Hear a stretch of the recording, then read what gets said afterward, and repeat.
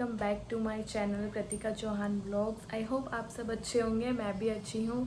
और अभी बज रही है सुबह की 9 और अभी मैं ब्रेकफास्ट कर रही हूँ। ब्रेकफास्ट में है ये पोहा और ये हमारे जीजा लगवा रहे हैं मेहंदी, क्योंकि कल इनके हैं वट सावित्री का व्रत। किसने लगा दी मेहंदी?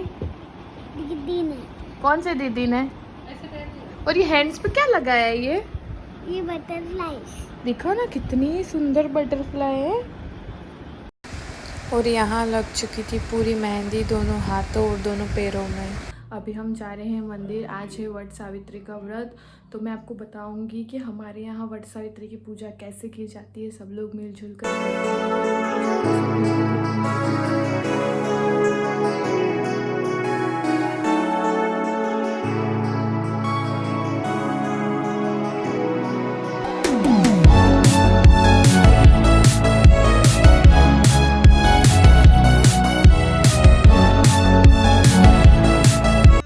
थे। अब ये हमारे जो गांव का मंदिर है वहाँ पे।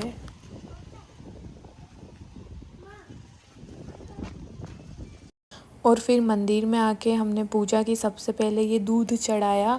ये बरगद का पेड़ है। ऐसा बोला जाता है कि बरगद के पेड़ में शिव जी का वास होता है और जो पूजा कर रही है उसे सावित्री पार्वती जी कहा जाता है। ऐसे होता है वट सावित्री का व्रत। और सबसे पहले और फिर यहाँ पर घी का दिया जलाया और फिर सारा श्रृंगार का सामान चढ़ाया। मतलब जो भी एक औरत का श्रृंगार का सामान होता है, जैसे चुनरी होती है, बिंदी होती है, लिपस्टिक होती है, कुमकुम, चूड़ियाँ, सारा एक औरत का श्रृंगार का सामान चढ़ाते हैं।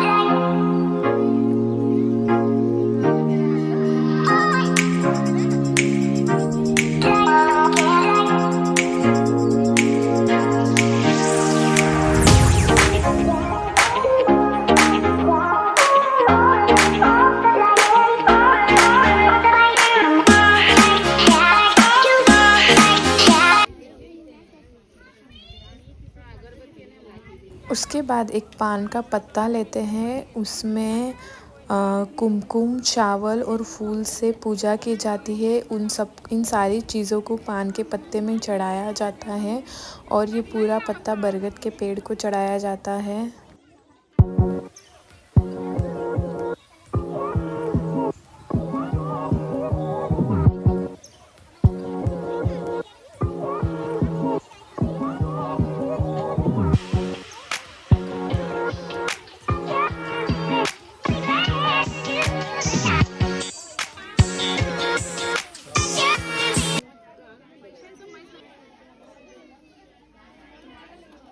और फिर 5 फूल ये चढ़ा के उसके बाद नारियल चढ़ा के जो भी मन्नत मांगनी होती है वो ऐसे मांग के और फिर पूजा पूरी कंप्लीट की जाती है।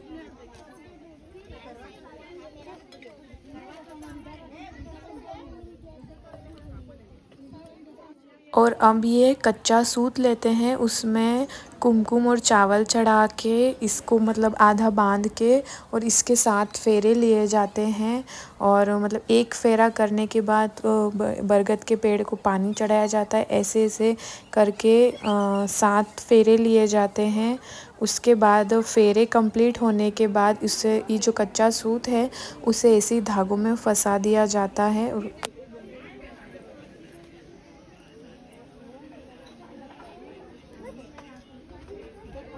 और मुझे ये मिली थी मेरे गांव की बचपन की फ्रेंड, काफ़ी टाइम बाद मिली थी ये। और उसके बाद हमने पूजा करके गणपति की पूजा की जाती है, फिर शिव जी की पूजा की जाती है।